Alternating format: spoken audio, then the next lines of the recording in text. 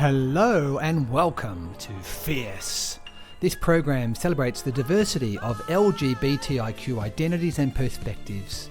Fierce is produced in Bundjalung Country at 2NCR Lismore and can also be heard on podcast at fiercefm.podbean.com and in New Zealand on Fresh FM, as well as all over Australia through the Community Radio Network.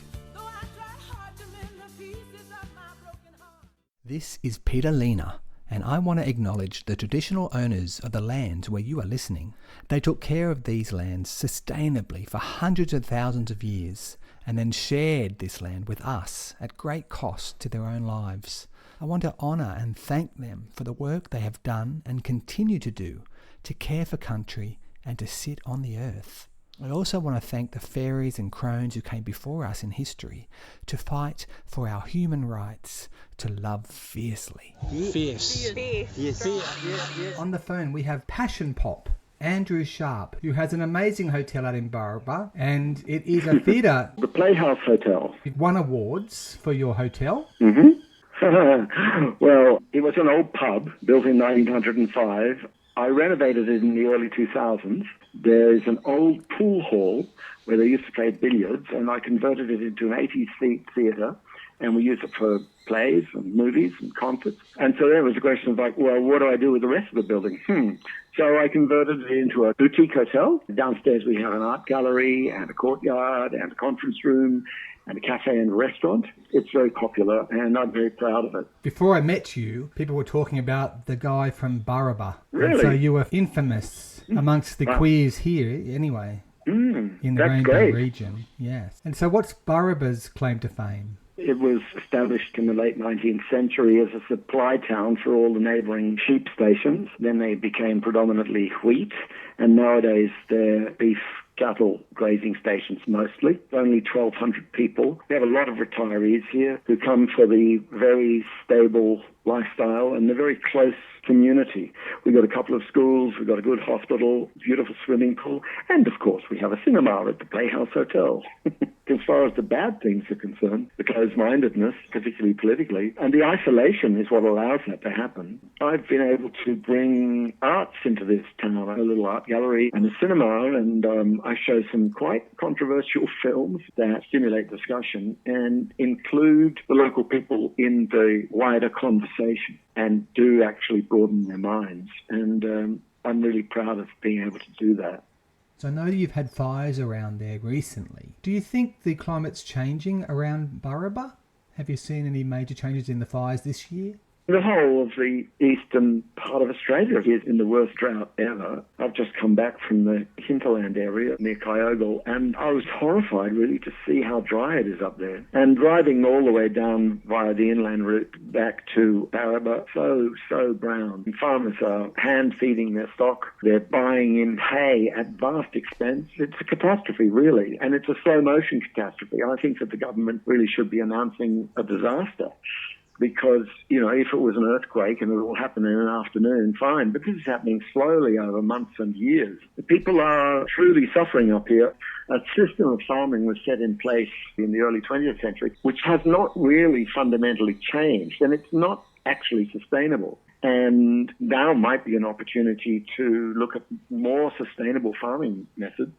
More organic means of fertilizing, for example. What I find noticeable is that people seem to be reluctant to say that climate change is man-made. They seem to prefer to think that it's cyclic. Say, oh, it'll rain again. We always have droughts. And maybe they're right, but I don't think so. They're very slow to admit that man-made things such as antiquated farming methods and massive beef farming industry, which uses huge resources for very little energy in return, may have had its day. And I'd imagine that they would be in denial about it because they may be frightened about it. Yes. But the people that are doing it are actually good people who work really hard and suffer greatly with the seasons. They have fed the country for decades. I hate to use a cliche, but salt of the earth people, very loyal, and they've got great humour. Yeah, I feel privileged in a way to be part of this community. And it's a very unique atmosphere which you wouldn't find anywhere else in the world. Do you have any LGBTIQ people living in Barraba? Of course. Yeah, there are a number of people who would identify as gay. We're aware of each other and we're friendly, but it's not like a club or anything. We're fairly kind of just part of the community. People often would ask me, what's it like being gay in a small town? And I just shrug and say, no different to anywhere else, really. Because I think people nowadays are a lot more relaxed about such issues. Of course, you're always going to get rednecks and bigoted people wherever you go, but they're largely drowned out by the very supportive crowd. And so I'm interested to hear what you think Tamworth's like for the LGBTIQ people. I wouldn't say that there's any particular scene, unfortunately. And from talking to a couple of friends down there, it seems that like so many places, it's all gone kind of underground on apps such as Grindr, have sort of blown a hole in any sort of bar scene or anything like that. You know, people don't really go out to socialise so much in a weird kind of a way. Mind you, I have to say that I was 50 when I came here. I had lived all over the world, and there's no doubt that I could not have done it if I was younger. How's your love life, Passion Pop? Oh. What's it like living in Barraba for your love life? Hopeless. Is it? Oh, that's such a personal question. Is that your standard question that you ask all your interviewees? I'm going to be leading into the fairy gathering. Yeah, I didn't go to the fairy gathering because my love life is completely stalled. I actually was in a long-term relationship when I came to this town. During the last 17 years, it ended. At the moment, I'm definitely single, and yeah, there is no gay scene in Barraba, and yeah, anybody who knows me that wants to make a pass at me would have by now. Oh, listeners, he's a very spunky, gorgeous creature, so head out to Barraba. Do you find you go to cities? Do you go to Sydney or Melbourne for the art and for love? I don't have a regular lover in Sydney, but if I want to have sex, I suppose it's available in all the usual ways in Sydney. I'm probably quite conservative in many respects. And I guess I kind of fell for the idea of, long-term monogamy. And I tried to make that work. I think it's a bit of a long shot. I think it may be, it's great if it works. Maybe that's one of the reasons why I like living in Barraba, because I've mentioned the word family a couple of times, and so maybe that loneliness is assuaged by being part of a tight community. But it's not very sexy, I have to say. But I have a lot of very lovely female friends here, and it's funny because it's much easier to make close friendships with women because they seem to be much more imaginative and in touch with their feelings than a great many of the farming men. They don't seem, most of them, very comfortable talking about their feelings. But the women definitely are, and are very, very sweet. And so perhaps that's another reason why I'm quite enjoying the role that I'm playing here. So they can have a friendship with a male, but a male with the gay sensitivity, perhaps. I'd like to think so, anyway. Beautiful. I don't perceive myself as anything special. I'm just me, I'm just me. But I notice that I find it, very easy to be very close to these women, and I like that. It's nice. Yeah, and I can hear that you've had this very long-term successful relationship, and there's still probably a little bit of grief around that ending. For myself, I feel like I'm a serial monogamist. I prefer to be one-on-one, but then when it breaks up, I'm devastated, but then I'll always meet someone else. Yeah, well, you're in a much more social atmosphere than me. You're meeting lots of people, and even, the Byron Bay sort of hinterland area is tourists, interesting people. People go there on holidays, you make connections, terrific parties, and a lot more... I was going to use the word swinging, which is such a 60s word, but it's a lot more swinging than Barraba, I can assure you. And it's like you were asking me before about Tamworth. I was stuck in this area for many, many years while I was getting the hotel going, and I went for a holiday up to Lismore, and I went, oh my God, there's people in the supermarket with long hair and bare feet. There's a 28-year-old. Oh my God, there's a 30-year-old. There's a 35-year-old. Do their parents know that they're out? Because it's a lot drier, and so it's lovely to be in that rich fertile, young atmosphere that's going on up there. So, yeah, I'm not surprised that you're serially monogamous and that you break up with somebody and relatively, because you are completely gorgeous. Oh. So that certainly helps your case. So are you, Passion Pop. You're gorgeous. I'm so glad we're on radio. We can get away with murder. It's so true, you dag. And so, is there a song that speaks to you about the Playhouse Hotel and your life there? Well, one of the sweetest, loveliest songs is a song by Rodgers and Hart, and it's called "There's a Small Hotel," the magic of the Playhouse Hotel. And I'd love to welcome any of your listeners to stay here. I'd like to get away, Junior, somewhere alone with you. It could be oh so gay, Junior. You need a laugh or two. A certain place I know, Frankie, where funny people can have fun. That's where we two will go, darling, before you can count up 1, 2, 3, 4. There's a small hotel with a wishing well. I wish that we were there together. There's a bridal suite, 1 room, bright and neat, complete for us to share together.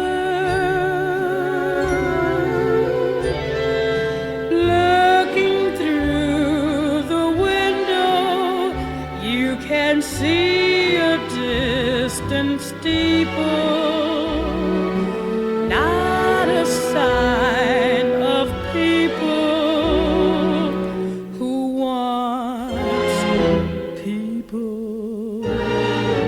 When the steeple bell says good night, sleep well, we'll thank the small hotel. We'll creep into our little shell, and we will thank the small hotel together.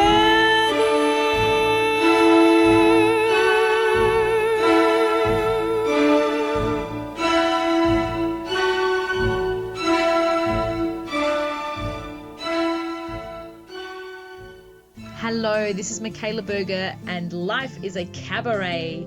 You are listening to Fierce FM. We just heard Ella Fitzgerald singing There's a Small Hotel, written by Rodgers and Hart, from the 1936 Broadway musical On Your Toes.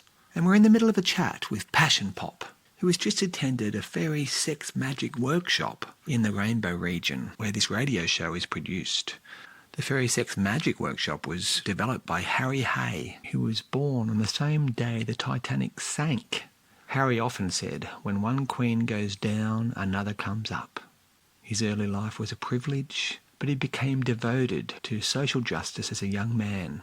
In the mid-30s, he joined the American Communist Party. He wrote his original call to action in 1948, and a few years later started the Magick Society. The society formed discussion groups and fought for basic rights. Their spin-off organisation, One Incorporated, published a national gay magazine throughout the 50s. And then in 1979, they started the Radical Faerie movement. Hi, this is Ruben K, the Lamborghini of cabaret. Because I'm shiny, I'm expensive, and on a good day I can fit 4 Italians inside me. And you're listening to Fierce. You've come up to our beautiful bubble up here in the Northern Rivers, the Rainbow region, several times. I've seen you and met you at Fairyland. And recently you were up for your second Fairy Sex Magic Heart Circle workshop. Yeah, last year at this time in October, they had the first Fairy Sex Magic workshop held in Australia or New Zealand. And next year they're doing one in New Zealand. This year they had the second Fairy Sex Magic workshop at Fairyland. So I loved it last year. And I don't get a lot of time off from the hotel, but I absolutely pushed it and made it happen that I could get away for the whole week. And that was pretty much my holiday for the year. And I absolutely loved it. You mentioned the word bubble. It was very much like being in a bubble. Tell us what you got from it or how you're feeling afterwards. What happens in a workshop is confidential, and the structure of the workshop is kind of confidential. I'm feeling very, very relaxed. I'm feeling very sensitive, and I'm feeling very in touch with my body. I guess integrated would be the way. I know I'm not the only person on the planet who tends to live a little bit too much in his mind, and it's really fabulous for me to do practices that ground me and to take me down into my body. My long-term relationship, good as it was, I fell into a kind of pattern, which we found it impossible to break out of. In the end, we had to part. But I became very conscious of that pattern, and when it ended, I wanted to do quite a lot of work on myself to delve a little bit deeper into my sexual expression of who I am. And so my first protocol was, in fact, the body electric. I was amazed. I wasn't really quite sure what to expect, but I took a risk and jumped in and had some really deep insight, which were pretty devastating and pretty upsetting, as a matter of fact. There was one moment when I thought, my God, all my relationships, particularly my sexual relationships, have been transactional. That was the word that came to me. You make a kind of bargain with the person, not a free thing. In fact, it was a very bounded thing, ultimately.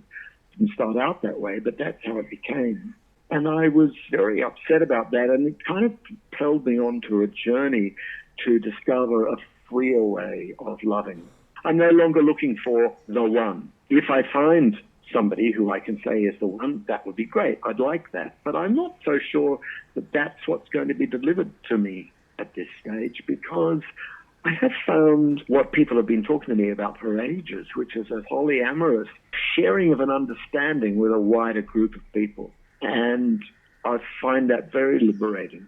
Polyamory, for me, it's like, how do people have time to go that deep with more than one person? Because there's so much to communicate. One of the things that the workshop addresses, really, is the quality of our sexual relationships with other people. Myself, personally speaking, I've never been keen on sex with people that I didn't have some sort of an understanding of, or at least even know their names.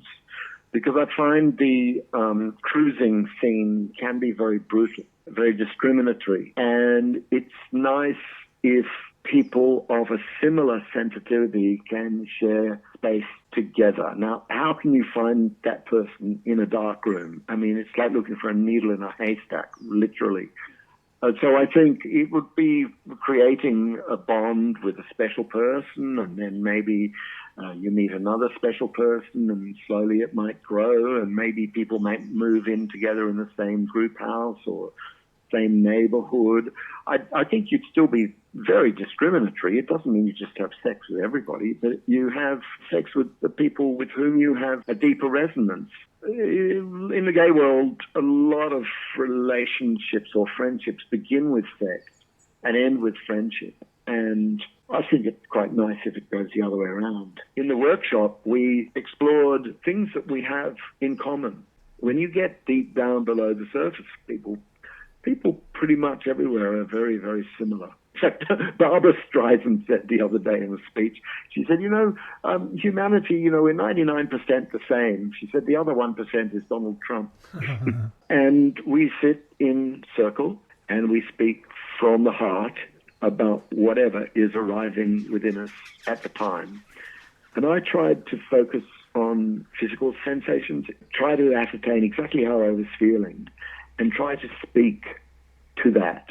And with the attention of other people upon me, I found it quite interesting where my voice would go. And I became aware of two different modes of speaking. One, when I was speaking really from my heart, from my body, and the other when I was sort of going off into a story or, a lecture or something. Of course, sometimes it's necessary to tell a story, to illustrate something that you're saying, to make your point clearer. But it was so wonderful when I was able to drop back into my body and speak from that space where I felt protected by a power greater than my mind. When you've got a group of people listening intently to what you're saying and not interrupting, but accepting everything that you say, it is very easy to talk. And it's very easy to reach parts of yourself that you wouldn't expect to articulate. And as we spoke around a circle over several days, a group energy developed. We got to know one another at a very profound level. And I would say that a great deal of love was unleashed. So then it becomes a question of whether you can express that love physically in a very pure, unadulterated way. So it elevates sexuality to a much higher plane, or it has the opportunity to do that. It's not a dating service. You're not looking to hook up. It's really about being supported by the energy that is created between and amongst the members of the group. It creates what they call a container. And within that container, one is very safe. It's a very open, unbounded sharing and very deeply caring atmosphere. And both last year and this year, I know that I healed stuff. I know that I was able to articulate stuff that I'd never been able to speak about before. Not secret, but I was able to frame it in a way that I was able to transcend it. I personally felt that I moved to a much freer space this year than last year. And in fact, I noticed how much I had benefited from the workshop last year by the way I felt in the workshop this year. I suddenly thought, my gosh, I feel quite different this year. And I thought back to everything that had happened in the course of the year and realized that it was almost like something had been unlocked within me and was allowed to flow more freely. Yeah. I'm guessing there's something about being with gay men and having this kind of connected, healing expression. All of us in the group were lovers for a week, but I don't mean that in a physical way. We were very, very, very caring for one another. It just happened spontaneously. My understanding is that the gay man's journey is unique to gay men. Well, thank you so much, Passion for coming on to Fierce and sharing your heart with us. We're so lucky to have had this time with you. And listeners, if you want to head out to Barraba, he's got a whole hotel full of rooms to create a beautiful polyamorous relationship. You'll have a whole community there, won't you? Yeah, I'd love to greet any. If anybody, it's a great place to stop halfway between Sydney and Brisbane, by the way. Yeah. If you come the inland route, when you get to Tamworth, instead of turning east on the New England Highway towards Armidale, you turn west and you go up what's called Fossica's Way. And so we're about halfway between Sydney and Brisbane, and quite a few people do take the opportunity to break their journey here. If any listeners come through, then tell me that you heard this program. How can they find you? Playhousehotel.com. And so I'd love to play one more song. There's a beautiful song I truly love. It speaks really very meaningfully to what I have experienced first at Body Electric and then even more strongly at Fairy Sex Magic Workshop. And it's from the musical Godspell. Apologies for that. I don't know how it fits into the story. It was written for the 1992, I think, revival. It was a new song written by Stephen Schwartz, and it's sung by Hunter Parrish, who's a very spunky guy, and it's called Beautiful City. Well, thank you so much, Passion Pop. We'll see you soon. Take care, Peter. Stay fierce. Out of the ruins and rubble, out of the smoke, out of our night of struggle, can we see a ray of hope? One pale thin ray reaching for the day. We can build a beautiful city. Yes, we can. Yes, we can. We can build a beautiful city. Not a city of angels, but we can build a city of men.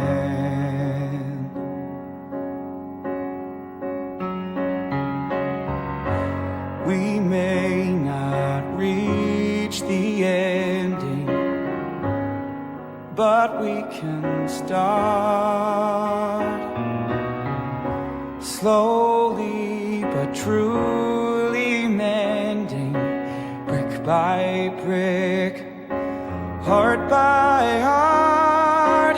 Now, maybe now, we start learning how we can build a beautiful city.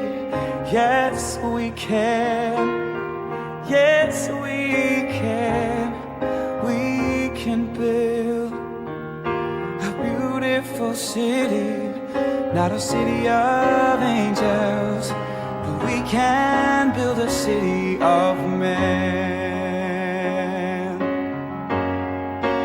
When your trust is all but shattered, when your faith is all but killed, you can give up better and battered, or you can slowly start to build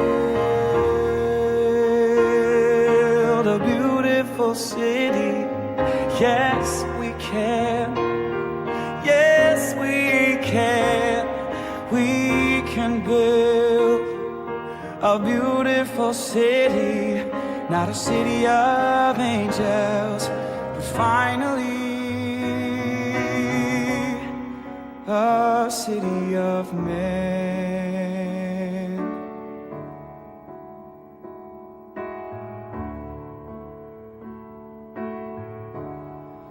A city of men.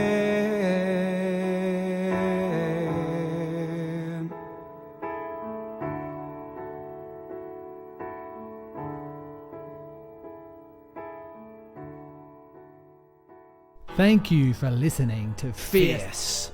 This program celebrates the diversity of LGBTIQ identities and perspectives. Fierce is produced in Bundjalung Country at 2NCR Lismore and can also be heard on podcast at fiercefm.podbean.com and in New Zealand on Fresh FM, as well as all over Australia through the Community Radio Network.